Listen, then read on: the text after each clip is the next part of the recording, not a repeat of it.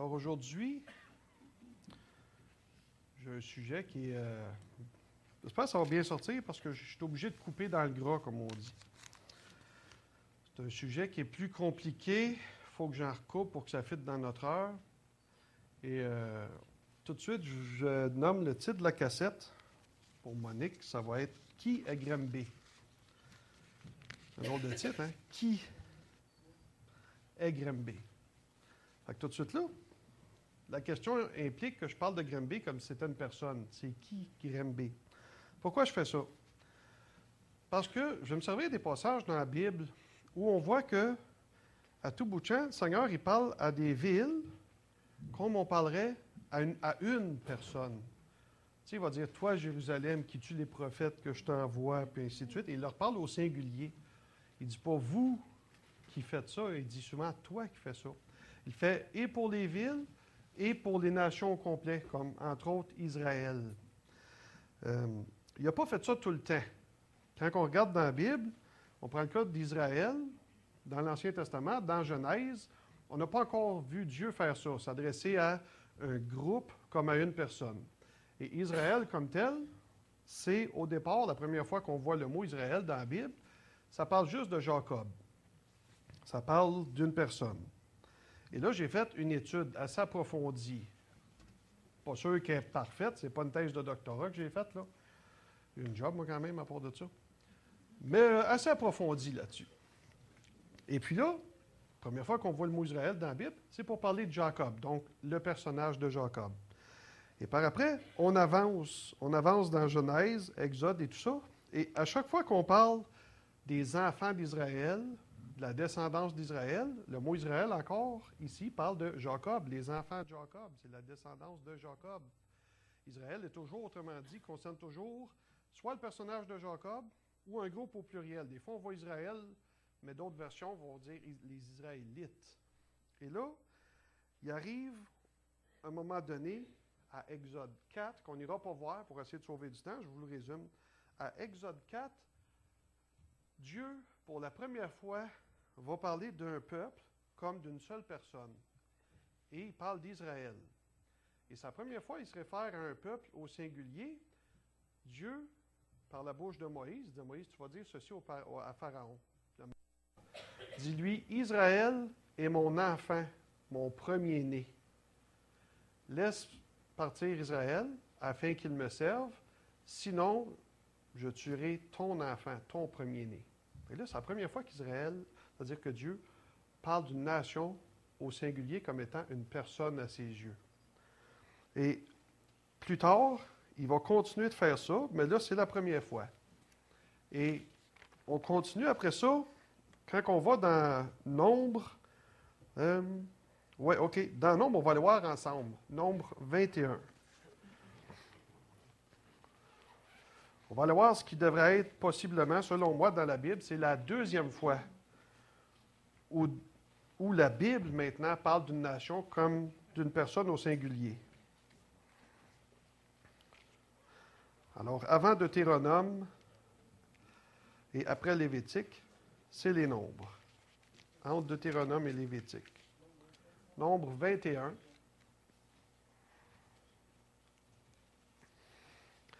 Et là, ici, la Bible, Nombre, ça a été écrit, on pense, par Moïse, ça parle d'Israël, encore là, au singulier. Ça dit au verset 1, « Le roi d'Arad, cananéen, qui habitait le Midi, apprit qu'Israël venait par le chemin d'Atarim. Il combattit Israël et amena des prisonniers. Alors Israël fit un vœu à l'Éternel et dit, « Si tu livres ce peuple entre mes mains, pas entre nos mains, entre mes mains, je dévouerai ces villes par interdit. » L'Éternel entendit la voix d'Israël et livra les Cananéens. On les dévoie par interdit, eux et les villes, et on nomma ce lieu Horma. Et là, Israël, il se présente à Dieu d'un même cœur, d'un même esprit, comme un seul homme encore. Il parle maintenant, il s'adresse à Dieu comme étant encore une personne, au singulier. Et est-ce que juste Israël qui est considéré comme ça par Dieu, par le Seigneur? Bien, restez dans Nombre, mais si, pour ceux qui prennent des notes, vous allez voir dans Matthieu 11, à partir du verset 20, Jésus fait un reproche à des villes dans lequel il a fait des miracles, puis il n'y a pas eu grand repentance. Et là, il se met à parler au singulier, entre autres Bethsaïda, Capernaum, Chorazin, puis il dit « Malheur à toi, Bethsaïda, malheur à toi, Capernaum, malheur à toi. » Parce qu'il dit « Si les miracles qui ont été faits au milieu de vous, les trois villes, auraient été faits au milieu de Tyr et Sidon, ils se seraient repentis. Si les miracles qui ont été faits au milieu de vous auraient été faits au milieu de Sodome et Gomorrhe, ils se seraient repentis. Et c'est pour ça qu'au jour du jugement, Sodome et Gomorrhe vont être traités moins vigoureusement que vous, les villes en question. Et là, il nous amène un autre principe. On sait tous que, mais qu'on arrive à la fin des temps, Dieu va nous juger personnellement, chacun de nous, selon nos actions, notre temps qu'on va passer ici-bas sur terre. Mais là, il est en train de nous dire qu'au jour du jugement, les villes vont être jugées aussi en tant que villes. Il leur parle au singulier et il dit « Toi, Capernaum, tu vas être jugé plus sévèrement que Sodome, ta sœur. » Tu sais, là. Et puis, un passage que j'ai retranché, à un moment donné, il y a dans Ézéchiel, il parle d'une légende, il parle de Jérusalem et Samarie, puis il change leur nom. Et il dit, il y avait deux filles, Ohola et sa sœur Oholiba, ceux qui se souviennent de ça. Puis là, il dit, Oholiba, c'était la sœur de l'autre. Puis ils ont commencé à se prostituer et ainsi de suite, et c'est pour ça que j'ai détourné mon cœur d'eux autres. Et puis là, il leur change de nom en plus. Il leur donne un nom par rapport à leur situation. Il les traite comme deux filles, deux sœurs, tu sais. Puis il fait toute une allégorie comment est-ce qu'il les voit, ces villes-là. Et puis c'est étrange, il leur change de nom. Vous savez, dans l'Apocalypse, il y a une église, tu sais, Jésus il dit à celui qui vaincra, je donnerai un caillou avec un nom nouveau, que nul ne connaît si ce n'est celui qui le reçoit. Puis il change aussi le nom de certaines villes selon leurs actions. Je serais curieux de savoir quel nom, lui, il donne à Grimby, le Seigneur.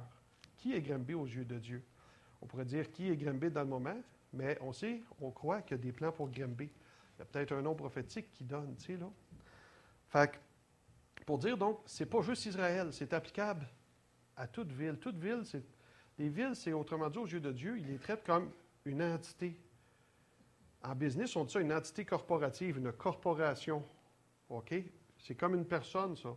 Quand vous incorporez, vous portez votre compagnie, hein? Bon, il y a des noms là-dessus, tout ça, mais tout est mis sous une entité corporative. Une corporation, puis aux yeux du gouvernement, de la loi et de la loi des affaires, tout ça, c'est considéré comme une entité. Alors, si vous êtes resté dans le nombre, on disait, avancez au verset 25.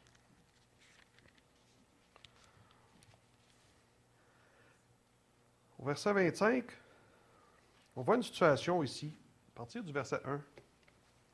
Israël demeurait à Sittim, verset 1, nombre 25. Israël demeurait à Sittim, et le peuple commença à se livrer à la débauche avec les filles de Moab. Elles invitèrent le peuple au sacrifice de leur Dieu, et le peuple mangea et se prosterna devant d'autres dieux. Israël s'attacha à Baal-Péor, et la colère de l'Éternel s'enflamma contre Israël. Là, ça parle encore singulier. Pas ils s'attachèrent, ils s'attacha. Parce que c'est tout le peuple qui l'a fait. Puis ça dit qu'ils ont emmené ces femmes-là au milieu d'eux, et si on aurait continué le texte, on voit que tout ça, ça s'est fait sous les yeux de Moïse et des chefs, parce que Moïse, dans Exode 18, avait établi des chefs de clans. Et ça se faisait tout ça. Ça ne s'est pas fait du jour au lendemain. Mais tranquillement, pas vite, ça se faisait sous les yeux de toutes les autorités.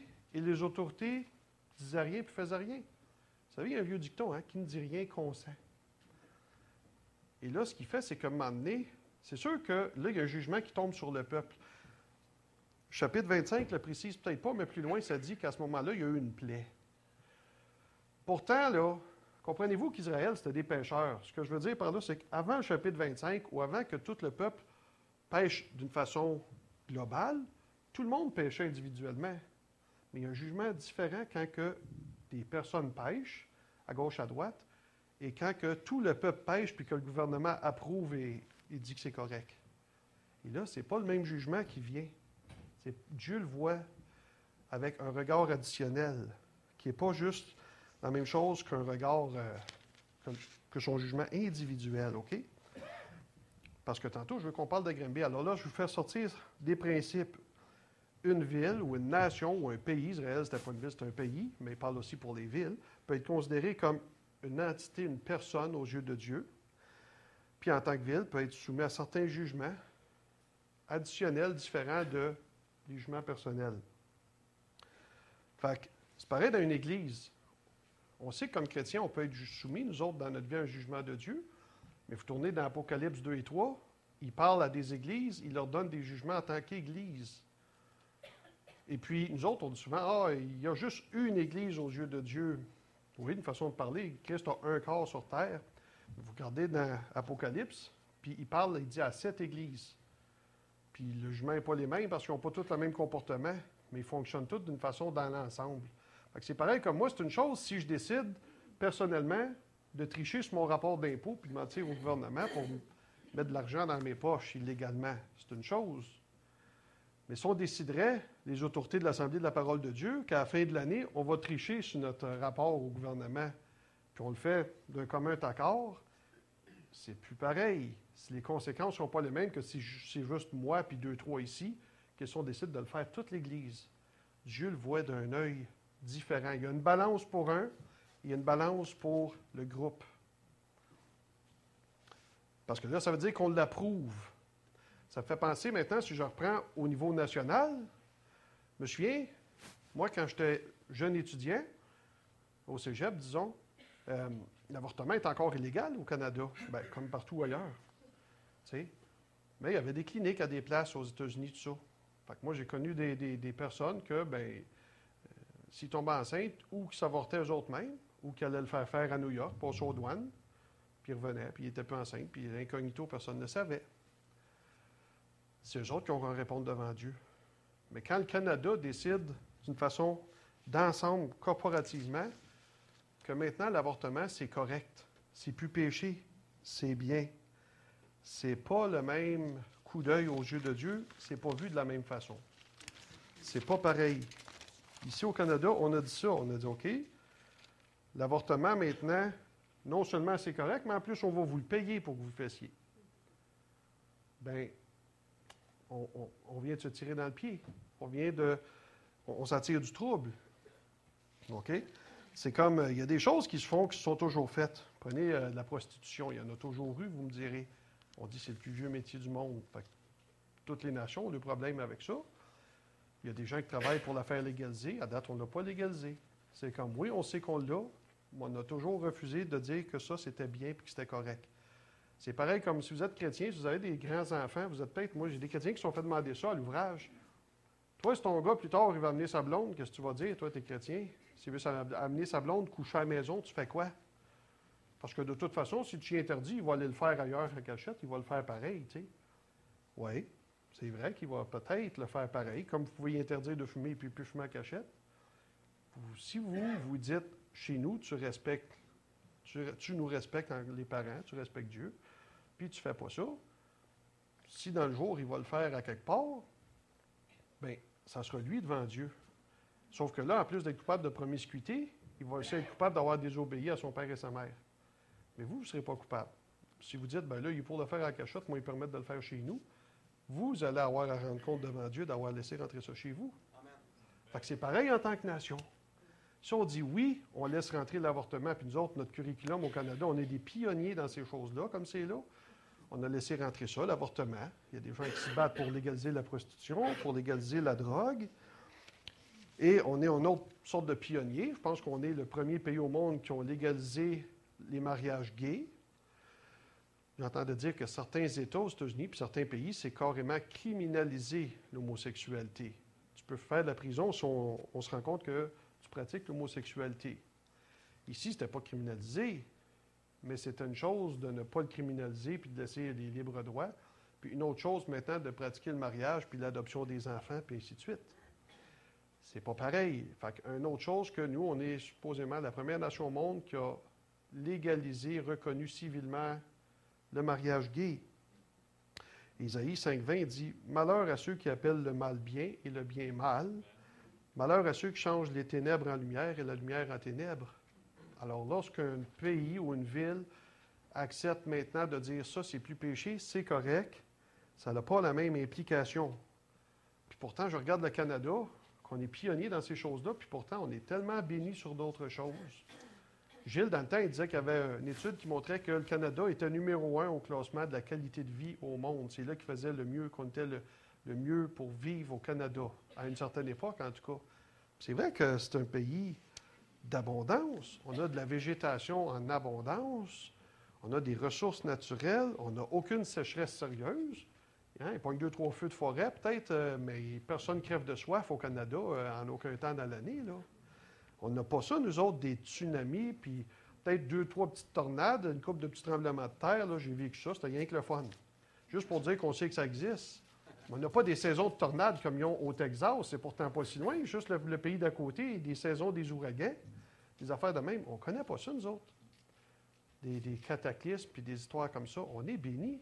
On est vraiment un pays, OK, où coule non seulement le lait et le miel, mais où coule le lait et le sirop d'érable. Il n'y en a pas partout de ça.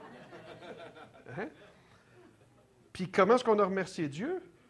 Bien, des choses de même. On légalise ce qui est mal. Nous continuons de croire, on a un droit à nos croyances ici, on continue de croire que l'avortement est une mauvaise chose, que les mariages homosexuels, c'est encore là pas quelque chose qu'on considère qui est droit devant Dieu. Non pas qu'on reconnaît qu'ils ont des droits en tant que personne, et on ne les haït pas, et on ne croit pas que Dieu les haït, les gens qui pratiquent quel péché que ce soit, mais que le péché reste péché pour nous. On pense encore ça. Et aussi, le Québec a sorti Dieu des écoles. Progressivement, comme les États-Unis, ont commencé à sortir la prière dans les écoles, les crucifix, les croix et tous les symboles chrétiens qu'il pouvait y avoir ont été sortis des écoles. Et ensuite, on a carrément sorti l'enseignement religieux de nos écoles, et on a sorti Dieu des écoles. Même sorti les sapins de Noël à des places parce que ça fait référence au Messie. Fait qu'on sort Dieu des écoles, puis là, monsieur, il est arrivé des affaires à un moment donné où il arrive des tueries comme à Columbine, là, des tueries qu'il y a eu dans certaines écoles, puis encore, il y a pas encore cette année, il y en a encore eu, tu sais. Puis il y a des gens qui disent « Ah, la tuerie à l'école à Columbine, puis blablabla. Où est-ce qui était Dieu? » Bien, tu l'as mis dehors. Où est-ce qui était Dieu? Tu l'as mis dehors. Puis là, nous autres, on fait plus que ça, parce qu'on est pionniers là-dedans. On entre maintenant l'enseignement des autres religions. Puis ils disent le christianisme aussi, mais vu qu'on s'implique un peu, on sait que non, dans cet enseignement-là, le christianisme est minimisé quasiment comme une mythologie, alors que les autres dieux sont traités quasiment comme des vraies divinités. On a des gens pour vous le dire, ça. Fait que la prochaine tuerie qu'il y aura, là, bien, où est-ce qu'il était Dieu? Bien, il n'était pas là. Tu demanderas à Mohamed, à Allah, puis à Bouddha, et il va peut-être faire mieux. Arrange-toi avec ceux que tu as rentrés à leur place, tu sais, là. C'est comme ça. On vit avec. OK? Un jugement de Dieu, là, c'est quoi? Bien, comme dans le cas, on disait de Holy Bowl, là, tout ça, Jérusalem, il dit « J'ai détourné mon cœur d'eux autres. » Moi, pour moi, je ne crois plus, sauf exception, disons, là, je ne crois plus qu'en général, les jugements de Dieu aujourd'hui sont comme dans le temps de Sodome et Gomorrhe, puis dans le temps de Noé.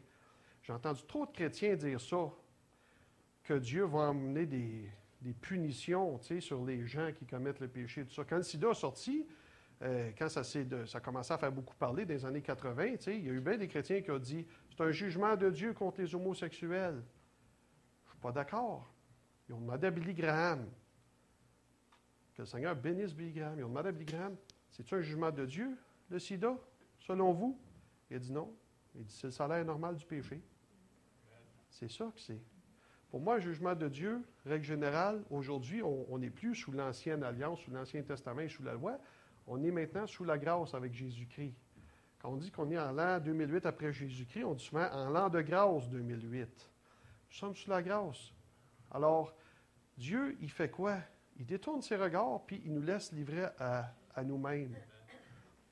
Pensez, on ne réalise pas. Vous savez, on est une nation qui vit dans l'aveuglement. J'en parle des fois, puis je donne des exemples. Des fois, je donne des exemples, les gens viennent me voir, après, je n'aurais jamais pensé à ça. On ne réalise pas à quel point Dieu, dans le moment, agit constamment pour nous préserver de nous-mêmes.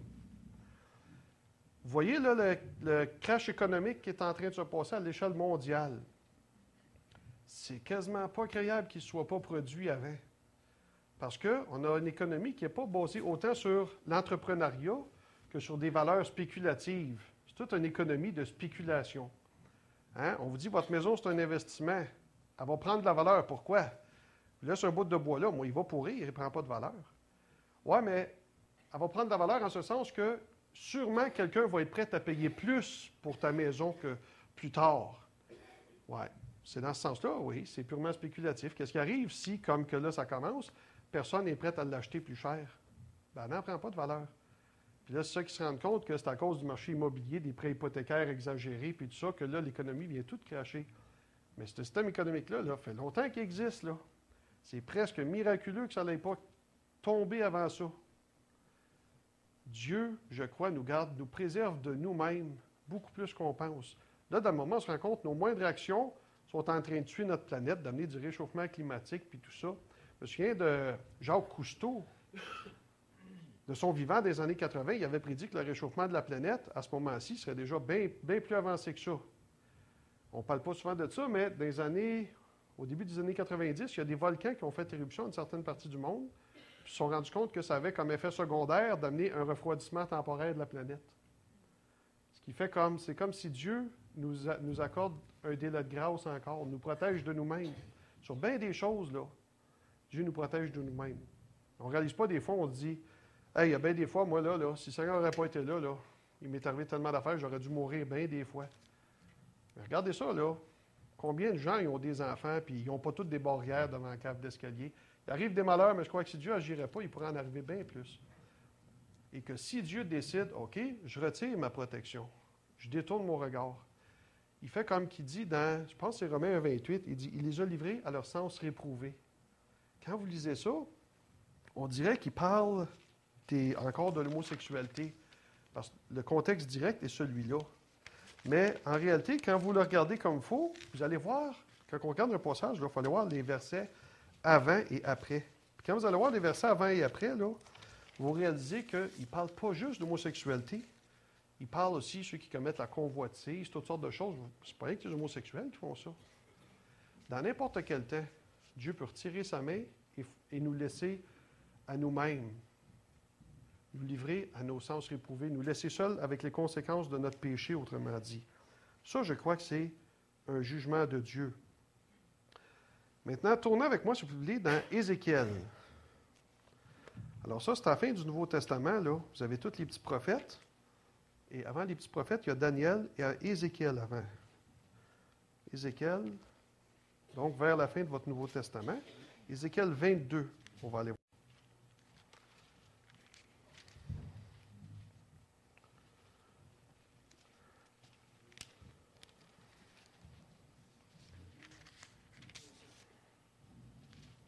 Ézéchiel 22. Et on va lire à partir du verset 23.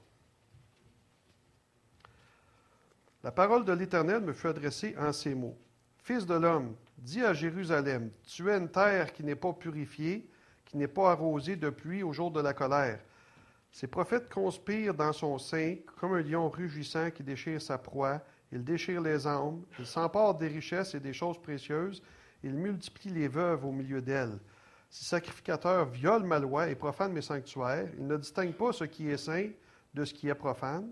Ils ne font pas connaître la différence entre ce qui est impur et ce qui est pur. Ils détournent les yeux de mes sabbats et je suis profané au milieu d'eux. Ses chefs sont dans son sein comme des loups qui déchirent leur proie. Ils répandent le sang, perdent les âmes pour assouvir leur cupidité.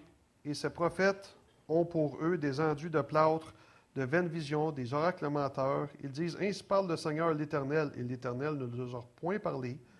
Le peuple du pays se livre à la violence, commet des rapines, opprime le malheureux et l'indigent, foule l'étranger contre toute justice. Et voici, je cherche parmi eux un homme qui élève un mur, qui se tienne à la brèche devant moi en faveur du pays, afin que je ne le détruise pas. Je n'en trouve point. Il dit ça, il cherche un homme qui se tienne à la brèche devant moi. Souvent, là, dans les milieux pentecôtistes, l'expression se tenir à la brèche est prise, peut-être détournée pour dire on se tient à la brèche devant le diable. C'est pas tout à fait ce que la Bible enseigne. Quand tu es livré à ton péché, là, ben, tu es livré au diable. C'est comme un chrétien qui veut absolument vivre dans le péché. À un moment donné, la Bible ordonne de dire, ben, sortez-les de l'Église. Livrez-les à Satan, afin qu'il se repente et qu'il revienne au Seigneur avant de mourir. Tu sais, là. quand tu décides de pécher, veux pas, tu te livres à Satan. Mais intercéder pour quelqu'un, c'est pas de se tenir devant Satan, c'est de se tenir devant Dieu ici que ça nous dit. Se tenir devant Dieu pour intercéder en faveur du pays. Vous savez, on va vous dire de quoi? Se tenir à la brèche, c'est qui peut faire ça? N'importe où dans le monde, c'est juste un chrétien qui peut faire ça. Juste, un saint de Dieu. En Afrique, là, quand ça va mal, ils vont aller voir le sorcier pour qu'il tienne à la brèche. Ils vont aller voir le sorcier pour qu'il offre un sacrifice, pour calmer l'esprit malin de la région, tout ça. Puis ça ne marche jamais. Ils restent tous pauvres. Et oui, ça fait des siècles qu'ils font ça, puis ils sont encore aussi pauvres aujourd'hui. Tu sais, là. Il y a juste, c'est peut-être égoïste pour les autres religions, là, mais il y a juste un chrétien qui marche. Seulement un saint de Dieu a accès au trône de grâce. Puis le seul sacrifice qu'il a reçu, c'est Jésus-Christ. Il n'y en a pas d'autre. Ça, c'est se tenir à la brèche pour un pays. C'est devant Dieu. On passe d'abord devant Dieu. Et ensuite, si besoin il y a, sur ordonnance du Saint-Esprit, peut-être peut nous être révélé de s'adresser à l'ennemi. Ça arrive. Mais sur ordonnance du Saint-Esprit seulement. Les gens qui ont fait ça avec succès, là, ne sont pas arrivés un bon samedi ou un bon dimanche, puis c'est comme qu'on voit souvent, « Hey, Satan, je te lis au nom de Jésus », puis n'importe quoi. Les gens qui ont fait ça avec succès, je parle, souvent, ils l'ont fait après un temps de jeûne. Puis quand on dit un temps de jeûne, là, on parle des mois et des mois, des fois, avant que Dieu leur révèle de quoi d'expressément, puis d'aller porter des actions concrètes devant l'ennemi. J'amène juste 100%, c'est pas ça l'enseignement, tu sais, mais je trouve qu'encore trop souvent, on parle plus à l'ennemi qu'à Dieu, des fois, dans l'intercession. Puis la Bible, elle nous dit, ne donnez pas accès au diable. Elle ne dit pas d'y parler. Il me semble que c'est diamétrique, c'est opposé un de l'autre. Là. Vous savez, dans l'Ancien Testament, là, quand il parle de ne pas parler aux morts, là, il ne parle pas juste aux morts, il dit aux morts et aux esprits.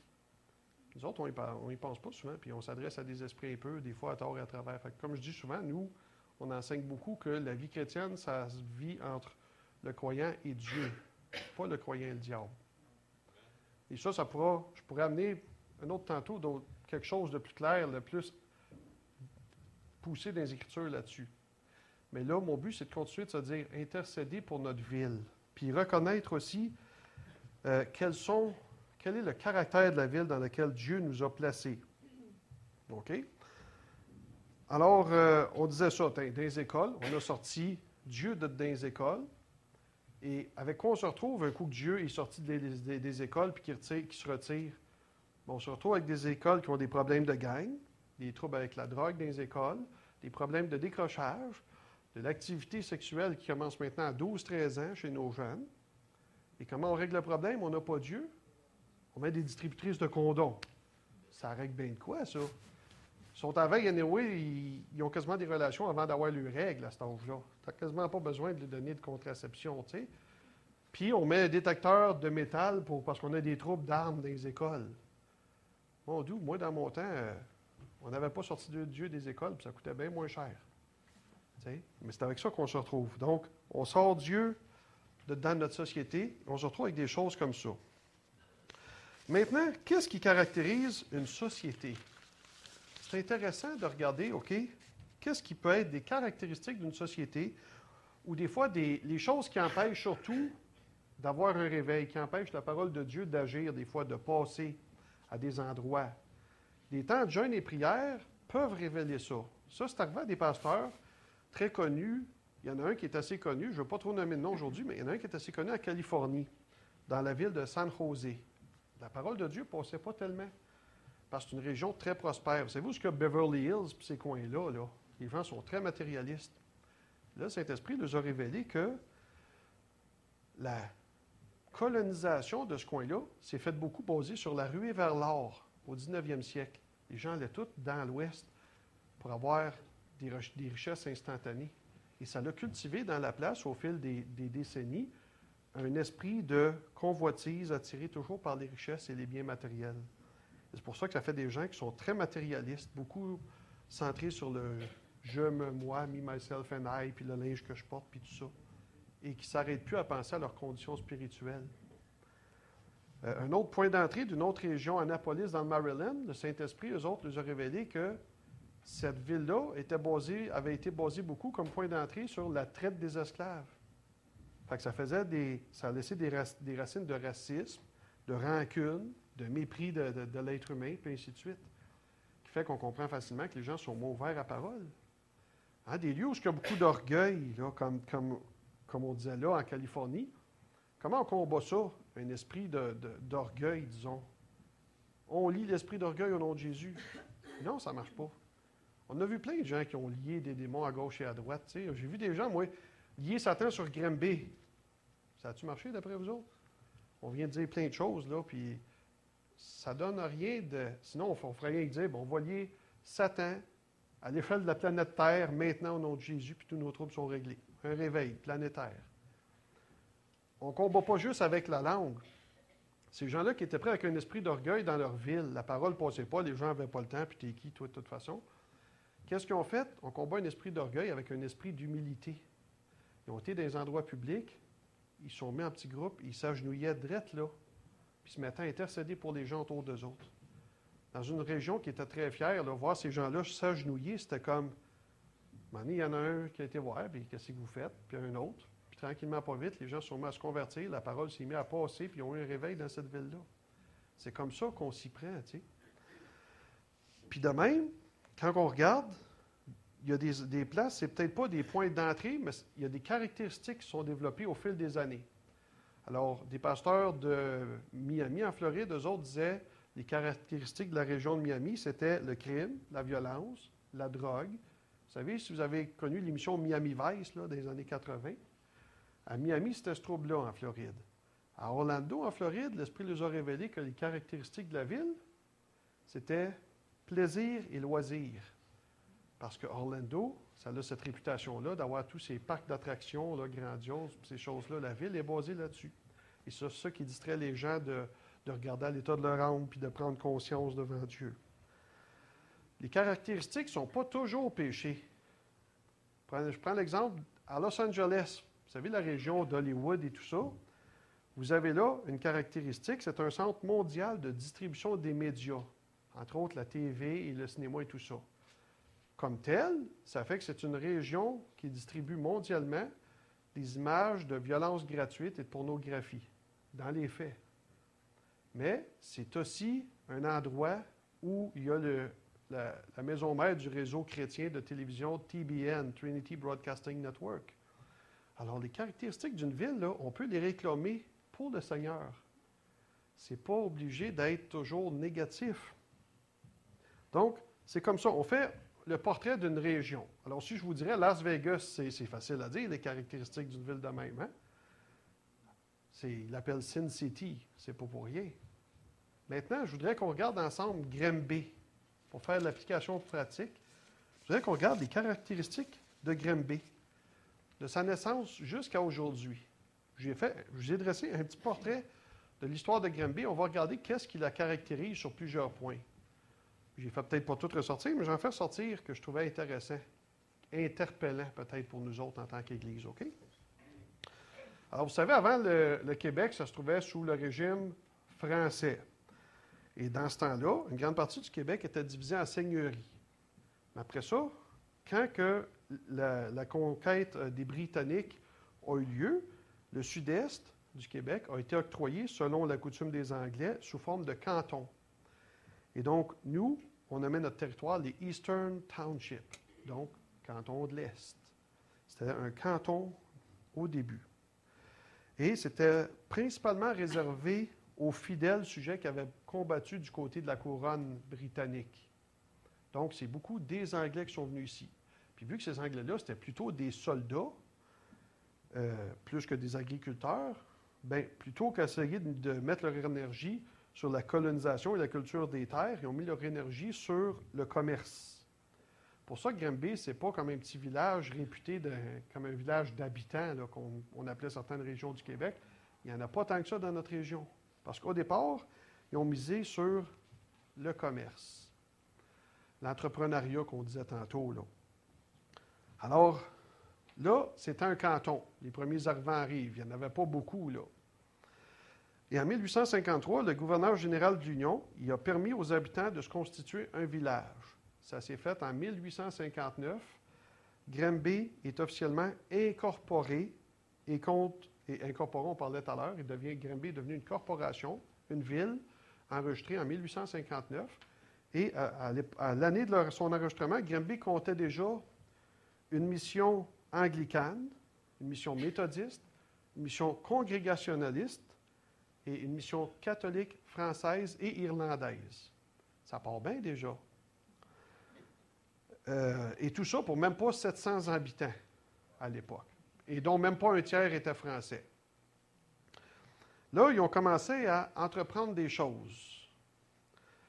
En 1876, déjà, ils se sont dotés d'une brigade de pompiers volontaires, ce qui est une bonne chose parce qu'en 1979, il y a eu beaucoup de malheurs sur la ville de Granby, mais entre autres un grand feu qui a détruit l'hôtel de ville, le bureau de poste, un gros hôtel, puis qui a failli tourner à conflagration totale.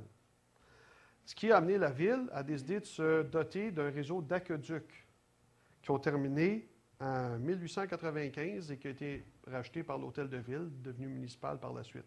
Je trouve ça déjà spécial qu'une petite ville aussi jeune, en 1895, a déjà son réseau d'aqueducs. Tu regardes les photos de la ville dans ces temps-là, puis c'est dur à croire qu'il y avait de l'aqueduc. C'est déjà assez unique. Granby était pionnier. Je fais ressortir déjà une caractéristique. Granby, c'était vraiment des pionniers. En 1886, ils ont déjà remplacé le système d'éclairage par un système électrique. Et il y avait l'ancienne tanière de M. Miner, qui n'est pas loin du pont, ici, de la rue principale. Les deux rives sont très rapprochées. Puis là, la rivière Yamaska est une bonne rivière. Ça a été aisé pour eux autres de construire un barrage dont la centrale se trouvait dans l'ancienne tanière de M. Miner et qui fournissait une énergie renouvelable et bon marché pour la région. Et c'est ainsi qu'ils sont dotés, donc, d'un réseau électrique pour éclairer à travers la ville. En 1860, il y avait déjà un service de diligence quotidien qui allait vers Waterloo et Frost Village, qui était supposé, eux autres, de devenir les grands villages. Granby ont comme volé ça à eux autres, si on veut. Et il y avait aussi l'arrivée du chemin de fer qui s'est fait à Granby. D'ailleurs, en 1916, il y avait déjà un service de train électrique entre Granby et Montréal. Je ne sais pas s'il y en a qui ont été interrompus au début des années 50. Je ne sais pas s'il y en a qui l'avaient vu quand ils étaient petits. Moi, j'aurais aimé ça voir ça, me semble. Un service de train électrique entre Granby et Montréal. Je ne savais même pas que ça s'était déjà fait sur une si grande distance que ça. Je pensais que les tramways, c'était rien qu'à l'intérieur d'une même ville, là. En 1862, il y avait le télégraphe, et en 1880, il y avait déjà le téléphone à Granby. Et en 1876, la banque s'est installée. Ça a changé de nom, ils ont eu des débuts difficiles, mais il y avait déjà une banque à Granby. Alors, Granby prend donc rapidement une vocation industrielle, et à la fin des années 1800, en plus de sa vocation industrielle, il offre déjà une gamme de services à la campagne environnante. Les écoles, les médecins, les églises, puis une gamme impressionnante de commerce pour une si jeune ville et pour l'époque où ils étaient. Il y avait des boutiques d'artisans, des cordonneries, des forges, une meunerie, et ainsi de suite. Et tout ça, c'était principalement issu du milieu anglophone. Mais, à partir de 1895 environ, les francophones étaient attirés par toute cette business-là, et ils sont devenus, vers 1895, ils sont devenus majoritaires dans la ville de Granby. On regarde rapidement d'autres développements en commerce de la ville. M. Miner, qui avait déjà eu la tannerie, a parti en 1882 la Granby Rubber. La fameuse diligence dont on parlait, ça, c'était les frères Cowie, en passant. Tous les noms que vous connaissez aujourd'hui. En 1889, ceux qui connaissent tous le troisième au impérial, en 1889, ça, c'est là qu'on démarrait le Empire Tobacco, donc manufacture dans le domaine du tabac. En 1909, la Miner Rubber. En 1911, la Granby Elastic Web. Et moi, j'ai travaillé, ceux qui ont connu l'ancienne Dominion Textile, Lesmond Mills. Moi, je travaillais là quand ça l'a fermé. Et ça, donc, c'était dans le textile. Et ces trois domaines-là étaient prévalents avant la Deuxième Guerre. Le rubber, le tabac et le textile. Après la Deuxième Guerre, Granby s'est un peu affranchi de ces trois secteurs-là et a commencé vraiment à diversifier les industries et tout ça. Moi, mon père, il a travaillé, entre autres, juste ici, au coin de la rue, à l'avenue du Parc, une usine de gomme ballon ronde, là, la Worldwide Gum. Je ne sais pas s'il y en a qui se souviennent de ça. J'en reviens pas, mais ça distribuait des gommes ballons mondialement ici, dans la petite ville de Granby. Tu sais, là? Fait que, voyez-vous un peu, même Granby a eu son aéroport. Ça, on ne l'a plus parce qu'il y a eu, de bonne heure, des accidents aériens. Donc, ça n'avait pas été concluant et c'est pour ça. Puis aujourd'hui, bon, on a celle de Bromont, donc on n'a plus besoin, tu sais, là. Mais voyez-vous comment Grimby était pionnier, était aussi très entreprenant. Il y a toutes des caractéristiques comme ça qu'il y a eu. Plus tard, là, des années 70, là, il y a eu des commerces, c'était une folie. Hein? C'est à 112, les commerces de voitures neuves et usagées, là, c'était quasiment une plaie, là, parce que c'était tellement véreux dans ce temps-là. Ceux qui se souviennent de l'histoire d'horreur d'acheter un char usagé, là, de certains noms, c'est à 112, là, tu pouvais vraiment te faire avoir, là, tu sais. Mais il y en avait, puis ça vivait tout. Des restaurants, comme ça se peut pas, durant les années 80, on a longtemps eu le festival gastronomique de Grimby, parce qu'il y avait tellement de restaurants. Il y a eu... même aujourd'hui, vous avez des épiceries. Faites une étude de marché dans le moment, là, puis c'est prouvé qu'on n'est pas capable de faire vivre autant d'épiceries qu'on a là. Je ne sais pas comment ils font, ils survivent pareil. Mais il y en a, c'est une peste. Des clubs vidéo, des animaleries qui vendent de la bouffe à chiens, à chats, des toilettages, vous en avez, là, des magasins d'ordinateurs à pu finir, usagers, réparation. C'est une ville très compétitrice aussi, Grimby. Et d'ailleurs, c'est un peu ça qui nous a permis d'avoir notre fameux zoo. Parce que le maire qui a parti ça à l'époque, M. Horace Boivin, était assez chum avec le fameux maire de Montréal, Jean Drapeau. Puis on sait que Jean Drapeau, avait des idées de grandeur aussi. Fait que les deux, il y avait comme une petite compétition amicale dans ce sens-là. Et Horace Boivin avait demandé avant de partir le zoo à Jean Drapeau si ça va-tu te déranger si je pars un zoo? Vas-tu marcher dans tes plates-bandes? Et Jean Drapeau, il a dit non, un zoo, c'est pas assez gros pour Montréal. Fait que tu peux le faire, tu sais, là. Parce que dans ce temps-là, il n'y avait pas beaucoup d'argent, là. C'était pas le zoo qu'on a là, tu sais. Mumba, c'était la grosse affaire, lui. Il n'y avait pas... tu sais. Moi, je n'y étais pas, mais je me dis toujours payer pour aller voir une coupe de chèvre, là, puis des poussins. Mais ça a fait de quoi? Aujourd'hui, le zoo, il a grandi, il est grillé d'un aquapark, puis on reçoit des licences des États-Unis, puis ça bouche les routes pour s'en rendre là l'été. On a grandi là-dedans. Vous prenez nos galeries de Grimby, comment est-ce que tous les alentours, c'est devenu une immense région commerciale, ça. Là, les gens, c'est rendu que ça vient pas mal de loin pour aller magasiner dans ce coin-là. On n'a plus besoin d'aller aux promenades Saint-Bruno, puis aux galeries de Québec, puis tout ça, là. On ne réalise pas, nous autres, parce que ça se fait tranquillement, tu sais. Notre hôpital, sont encore en train d'agrandir ça. C'est rendu une grosse hôpital. La grosse hôpital de la région, au début, dans le temps, c'était supposé d'être celle de Cowansville. Mais on a compétitionné. Notre fameux scanner, là, Cowansville le voulait, mais là, ça s'est compétitionné, puis on a eu la faveur du gouvernement, puis on a décidé de nous l'octroyer à nous autres, tu sais. C'est une ville compétitrice. C'est aussi une ville, je ne veux pas ça amène aussi beaucoup d'individualisme. Moi, mon copain qui a grandi ici, moi, je n'ai pas grandi ici, mon copain me compte, tu sais, son père était un des hommes qui avait de l'argent dans la région, puis il dit, si le voisin s'achetait le nouveau char, là, la semaine d'après, mon père avait le nouveau char dans la cour. Il n'était pas pour se laisser supplanter comme ça. Tu sais, c'était c'était comme ça. Fait que pionnier sur beaucoup de choses, compétiteur, entrepreneur, individualisme, puis c'est pas forcément une bonne chose. Compétiteur, ça dépend comment vous gérez ça. Entrepreneur, ça peut être bon. Pionnier sur bien des domaines aussi, ça peut être mauvais comme ça peut être bon. Ça peut être mauvais. Comme je vous dis, moi, je ne viens pas de Grimby. Je me souviens que des années 70, je ne sais pas si vous vous souvenez de ça, on oublie, hein?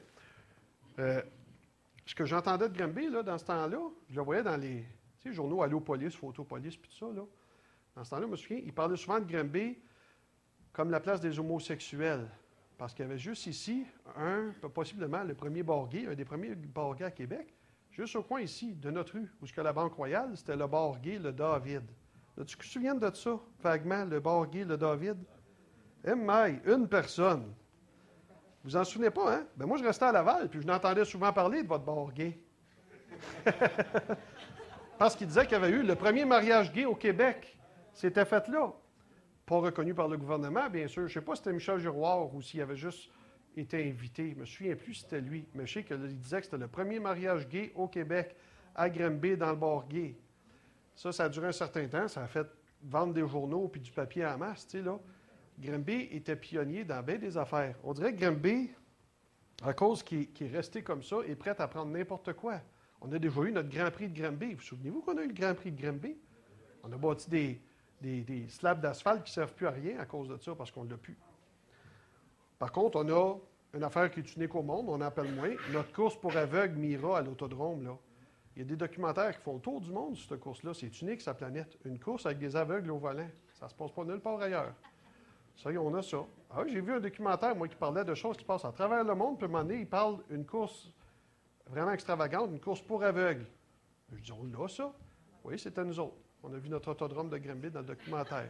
C'était même pas en français, là. Tu sais, on est connus.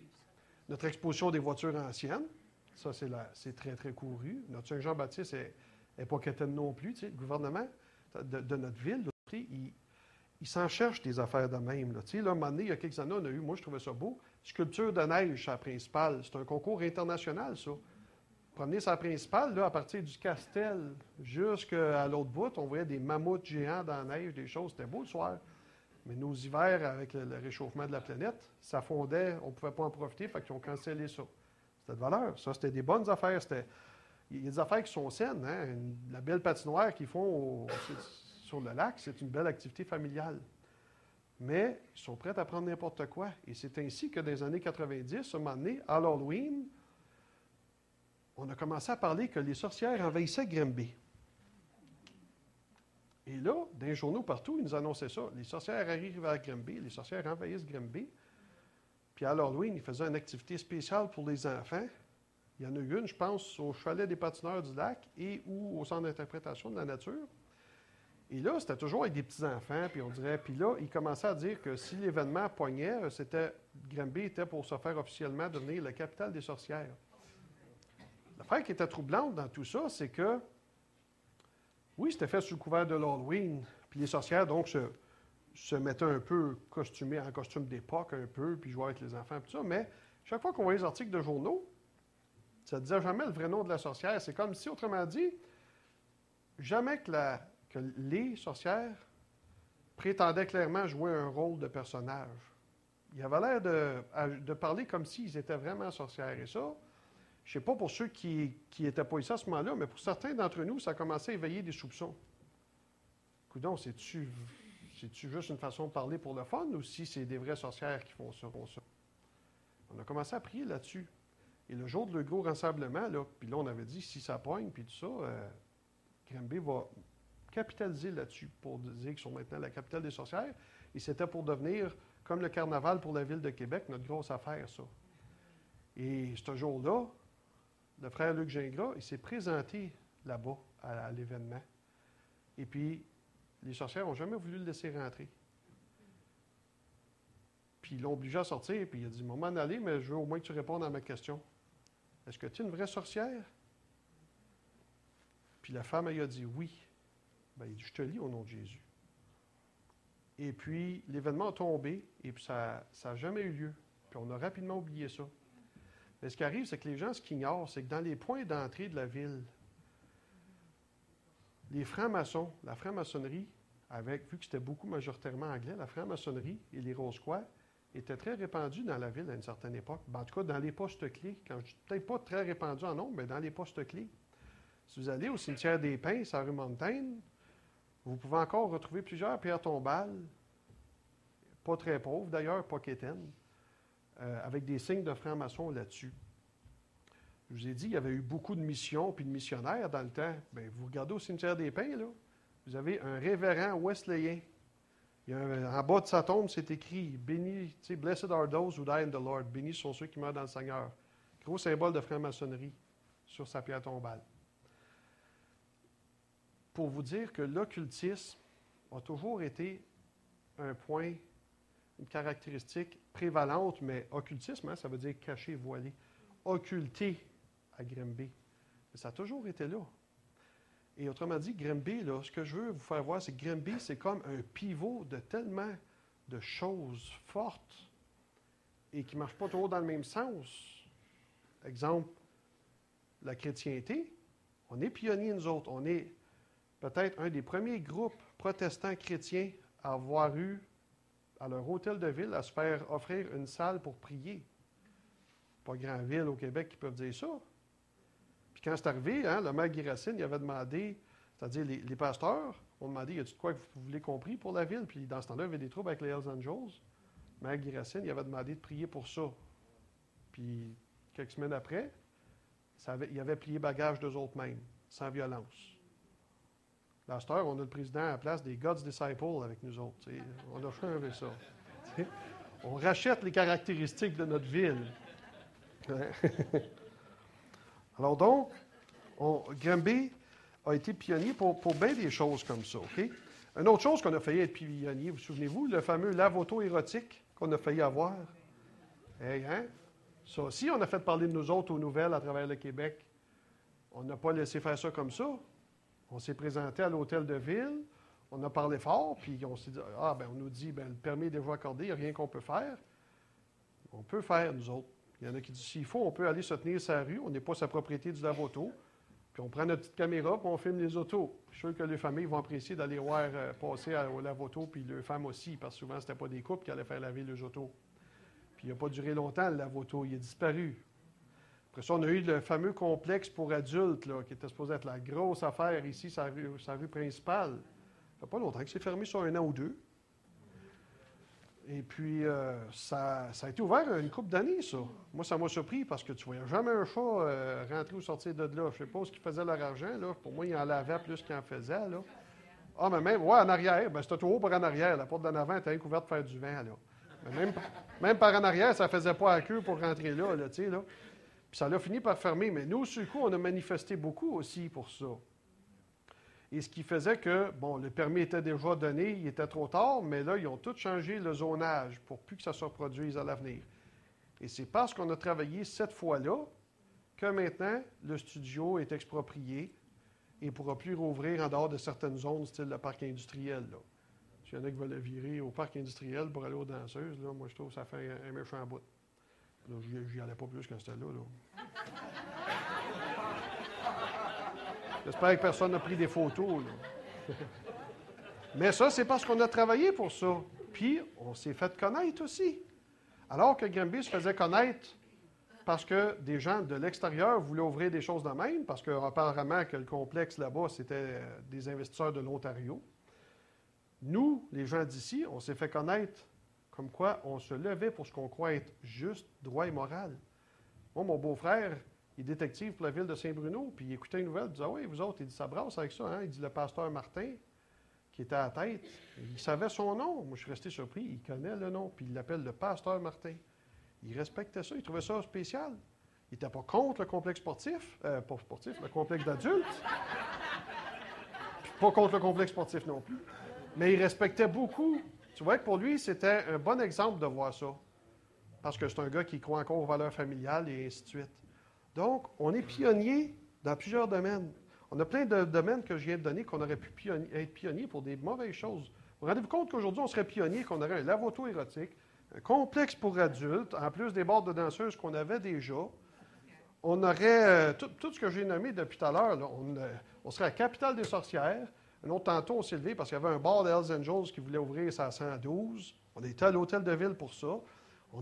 Granby serait bien arrangé, hein, si l'Église ne serait pas là à l'heure actuelle. Non seulement on aurait été pionniers pour toutes sortes de mauvaises choses, mais là, on est des gens qui se font reconnaître pour se tenir à la brèche. Et là, dans le moment, on a le fameux cours, le fameux curriculum, qu'après avoir sorti Dieu des écoles, ils veulent rentrer des faux dieux et l'imposer, forcer les parents, même pas leur laisser le choix. Et là, on se fait connaître. La ministre Courchaine, elle nous ridiculise un peu. Elle dit, oh, c'est le petit groupe des cantons de l'Est, là. C'est rien qu'eux autres, tu sais. Mais on se fait connaître. Ils savent c'est qui. Jean Charest, il sait que dans les cantons de l'Est, il y a des gens qui se tiennent debout. Puis pour la croyance, tu sais. Granby est un pivot, je crois, et pionnier sur bien des affaires. Je vous parle de choses d'occultisme. Il y avait une Madame Minou dans le temps. Une femme qui est déjà venue ici. Je l'appelle Madame Minou parce qu'elle avait parti sa chronique d'astrologie dans le journal, puis elle essayait d'être la prochaine Madame Minou de Granby. Bon, dans le journal, elle passait pour une astrologue. Je peux vous dire que chez elle, elle avait sa chambre d'occultisme, là, avec un pentagramme à terre, puis tout le kit. D'ailleurs, je pourrais vous dire qu'un maître très connu qui avait la même chose dans sa chambre chez lui. Puis ça, je tiens ça d'un homme d'affaires. Je connais un ou deux hommes d'affaires dans la ville, tu sais. Le maire de Granby qui avait la même chose chez eux. Cette Mme Minou-là, finalement, est rendue au conseil municipal à l'heure actuelle. Puis quand nous, on a voulu avoir la salle pour prier à l'hôtel de ville, elle n'était pas d'accord. Elle a essayé de s'opposer à ça. Ils travaillent, les sorcières, vous savez. Moi, je connais une chrétienne. Un jour, elle prenait l'avion. Et puis, durant son voyage, elle avait décidé de jeûner. Elle voulait vraiment que Dieu la bénisse durant le voyage. Elle a décidé de jeûner. Et quand l'hôtesse de l'air passait les petits repas Je dis repas, des fois, les autres, ils passent un sac de pinottes, là, je ne sais pas c'est quoi le joke. L'hôtesse passait la nourriture comme ça, et elle était assise à côté d'une autre femme, notre chrétienne. Et quand le repas passé, la femme à côté d'elle a dit non merci, je jeûne. La chrétienne a dit ah, non merci, moi aussi je jeûne. Fait que la femme a dit ah, tu jeûnes? Elle a dit oui, je jeûne parce que je suis chrétienne. Toi? Non, moi, elle dit je ne suis pas chrétienne, je suis sorcière. Elle a demandé pourquoi elle jeûnait. Elle a dit je jeûne contre la famille. Ils travaillent, nos sorcières. C'est subtil, tu sais. Quand je vous dis qu'on a à l'hôtel de ville, qu'on en a peut-être eu à la mairie, puis que vous avez des preuves de ça, et il y a quelques années, il y a du monde qui était venu, j'ai appelé Gilles pour qu'il me rappelle ça, puis Denis Poirier aussi. Ceux qui connaissent un peu, ceux qui ont déjà entendu parler de mapping d'une région, de mapping spirituel, de cartographie spirituelle, vous savez, il y a des gens d'extérieur qui étaient venus pour faire une petite étude de Granby. Et là, ils sont aperçus, en prenant certains de nos monuments, on a des vieux monuments, nous autres. Un des monuments qu'ils ont pris, moi je ne les connais pas tous, Gilles ne s'en souvenait pas tous. Un des monuments qu'ils ont pris, c'était l'hôtel qui se trouve au coin de Robinson, dans le parc, au coin de Robinson et de la Principale. Là. Il y a un gros hôtel là, jusqu'à la fontaine. Ça n'a pas été juste un hôtel, ça. Au départ, c'était un sarcophage. C'est pratiquement un cercueil, ça, qui est là. Donc, ça a une signification occulte.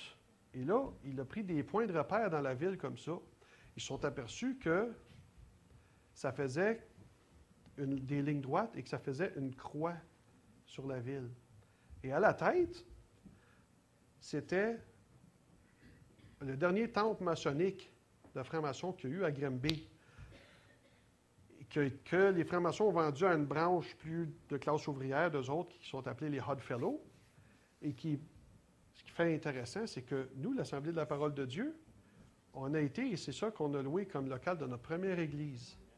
Alors, nos plus anciens, comme Gilles et Ginette, là, ils pourraient vous parler. Ils rentraient là, puis ça en était étouffant parce que il y avait des pierres angulaires, des choses de francs-maçons, des choses sacrées, des pompons après les murs. Les fenêtres étaient peinturées noires pour tout cacher.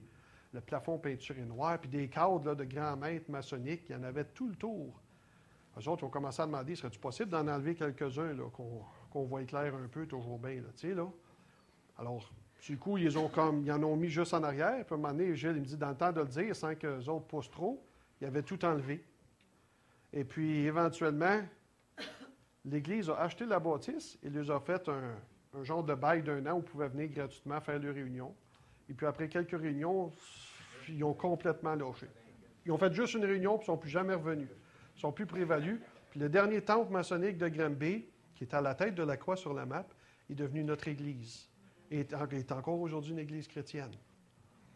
Et Gilles, il regardait le mapping que ça faisait, la croix, puis il dit, qu'est-ce qu'il y a au milieu? Il s'est rendu compte, au milieu, qu'est-ce qu'il y avait? Il y avait nous ici, notre assemblée, sur la rue Centre. Marquez pour vous dire qu'on va rester ici à cause de ça. Là. Si le Seigneur nous donne un local ailleurs, on ne sera pas superstitieux. Je dis toujours qu'il ne faut pas être superstitieux, hein? Ça porte malheur. Mais c'est très intéressant. Moi, je trouve ça très intéressant. Ceux qui s'intéressent aux événements prophétiques, il y a quelques années, notre frère Luc Gingras nous avait rapporté une interprétation qu'il y a eu. Je ne sais pas pourquoi on n'avait pas allumé plus. Il y a quelques années, il s'est passé un événement à Granby. Il y a quelqu'un qui avait volé un Jeep Hummer.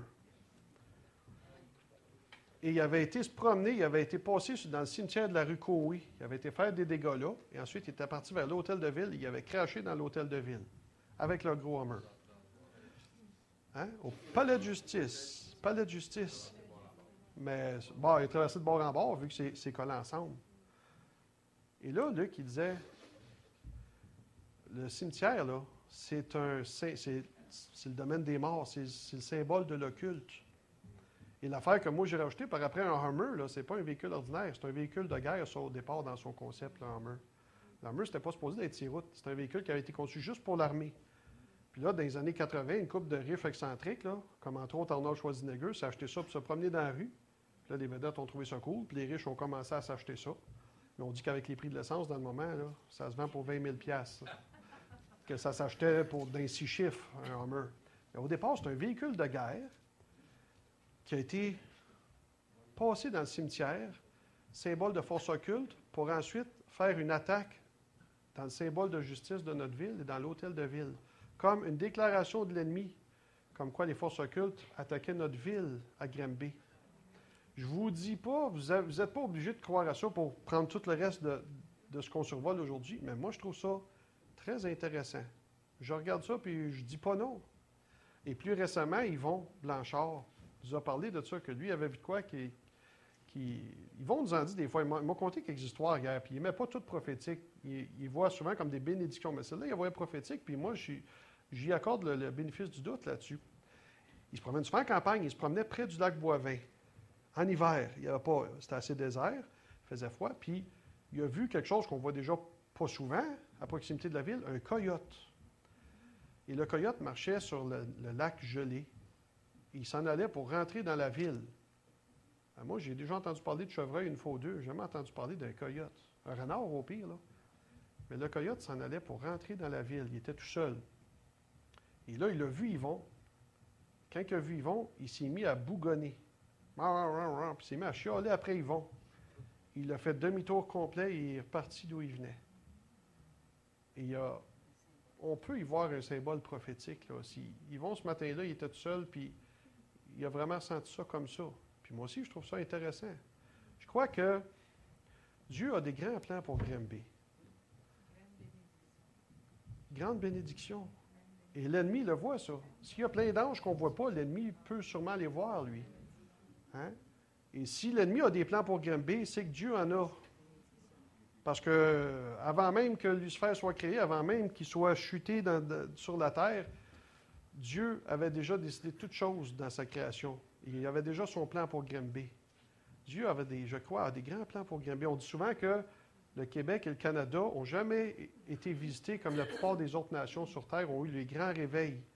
Puis le Québec, le Canada, on dirait, Canada, il y a eu Toronto, là, mais le Québec, en tout cas, on n'a jamais eu un grand réveil de la part de Dieu ici.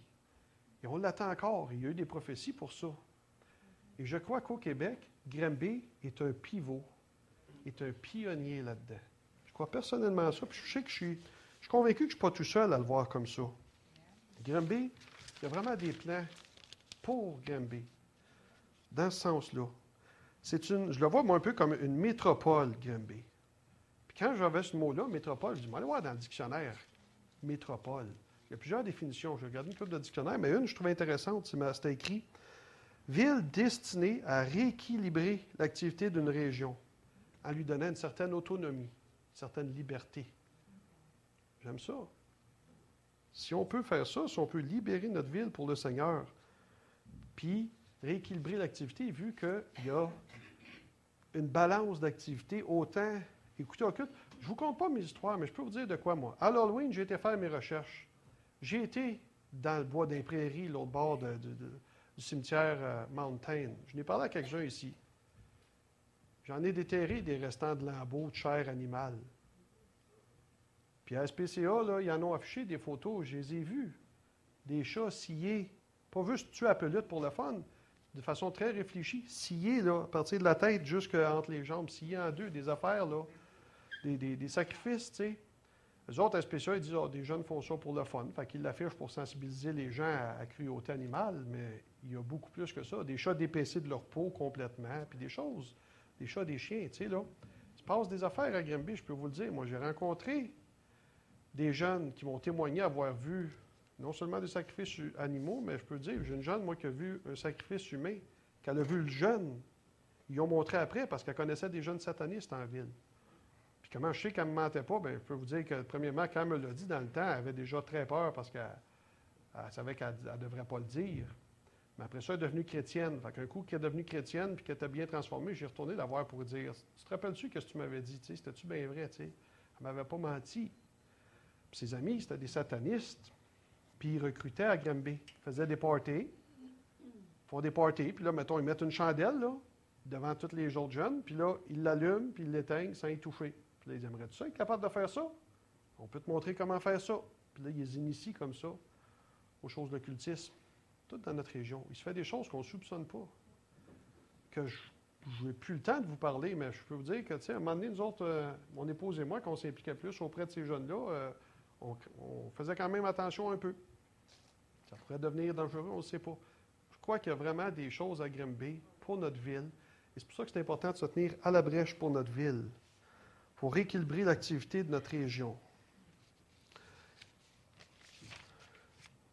Alors, je reviens un petit peu là-dessus. Se tenir à la brèche, là, c'est d'abord se tenir devant Dieu. Ça se passe devant Dieu. Et vous savez, pourquoi on ne peut pas s'adresser à Satan directement? Il faut demander à Dieu de changer les cœurs. Pensez-y. Là où il y a du péché, Satan il a le droit légal d'être là. Même quand Adam il a péché, Dieu ne pouvait pas dire à Satan, non, lâche la création, là, on commence tout ça. Il ne pouvait pas. L'homme, il pêche, Satan il a le droit. Dieu, c'est un Dieu juste, un Dieu de justice. Il ne peut pas aller contre sa sainteté à lui. S'il veut dealer avec le péché, il faut qu'il y ait un sacrifice pour le péché. C'est pour ça qu'il a amené Jésus. Nous, on a Jésus comme sacrifice. Si une école, un groupe et tout ça veulent pécher, on ne peut pas lier Satan. On peut prier Dieu de changer leur cœur afin qu'eux autres reçoivent Jésus, puis que là, on peut faire quelque chose pour eux autres. Le Seigneur, il n'est pas tellement intéressé à dealer avec Satan comme il est intéressé à faire affaire avec les cœurs. Lui, c'est dans les cœurs qu'il veut habiter. Pour ça, oui, il peut chasser l'ennemi. On dit souvent c'est le petit singe de Dieu, de toute façon. Vous savez, le curriculum, là, cette histoire-là, là, Dieu, s'il veut, il peut changer ça comme ça. Le premier ministre Charest, il l'a dit cette semaine à TV. Le cours, il est là pour rester. Pas la ministre Cochrane là, qui l'a dit, c'est Jean Charest, il l'a dit. Il est en pleine campagne électorale, il ne revient même pas là-dessus. Il est là pour rester, il va rester, on ne reviendra pas là-dessus. Peut-être que c'est ça qui va arriver. Mais ce qui va changer, ce n'est pas le lobbying. Le lobbying, on le fait pour le temporel. Mais si Dieu décide que ça change, celui qui a le droit sur le piton, c'est notre Dieu. Puis c'est de même pour toutes les affaires. Et c'est pour ça qu'on veut se tenir devant Dieu. Et je termine avec vous autres, on va voir un passage de clôture, une prière de Daniel qui a intercédé lui-même pour sa ville et qui s'est tenu à la brèche devant Dieu. Tantôt, on était dans Ézéchiel, juste après, c'est Daniel. On va aller au chapitre 9. Daniel 9. On va terminer là-dessus, sur ce passage. Daniel 9. Vous savez, des fois, Daniel, lorsque un moment donné, il a prié pendant 3 semaines, et ça dit que durant ces 3 semaines, il y a eu un combat entre anges et démons qui se faisait au-dessus de sa tête. Et qu'après 3 semaines de combat, l'ange a passé et s'est rendu à Daniel pour répondre à ses prières. Et on sert souvent de ce passage-là pour dire qu'il faut parler aux démons, puis les lier, puis ci, puis c'est ça. Mais vous remarquez, dans ce passage-là, Daniel, là, il n'a jamais rien lié, lui, durant ce combat-là. Il ne savait même pas qu'il y avait un combat. Lui, il priait Dieu, et il a continué de prier Dieu, puis de faire son affaire, puis de se tenir devant la face de Dieu. Et puis, à un moment donné, l'ange a passé, parce que l'homme priait Dieu, puis il était à son affaire.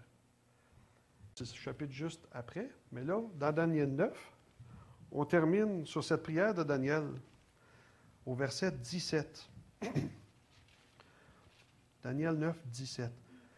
Maintenant donc, ô notre Dieu, écoute la prière et les supplications de ton serviteur, et pour l'amour du Seigneur, fais briller ta face sur ton sanctuaire dévasté.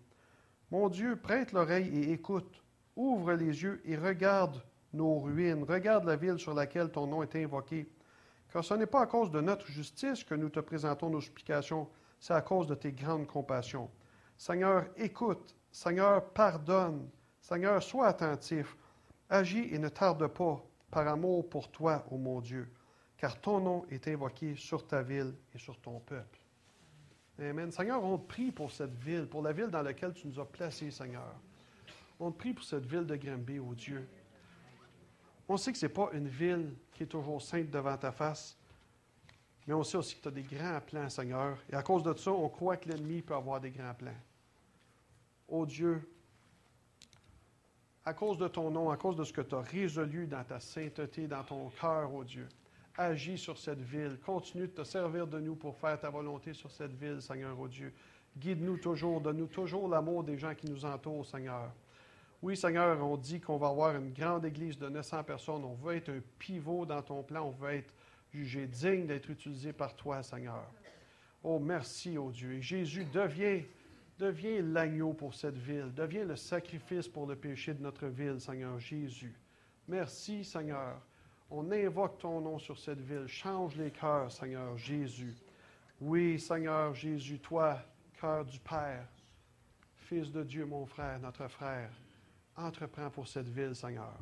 Et garde-nous saints comme tu es saint. Et continue de nous guider dans nos prières. Et mets ta main sur les autorités, sur les cœurs de cette ville, de cette Église, de toutes tes églises à Granby, Seigneur. Et garde-nous les yeux fixés sur toi et qu'on n'oublie pas, oh Dieu, que le prix est grand, Seigneur, que les choses temporelles sont passagères, mais ce que tu es en train de faire ici va demeurer pour l'éternité, oh Dieu. Merci, Seigneur. Garde-nous en toi, qu'on ne s'égare point. Ramène ceux qui sont égarés aussi, oh Dieu.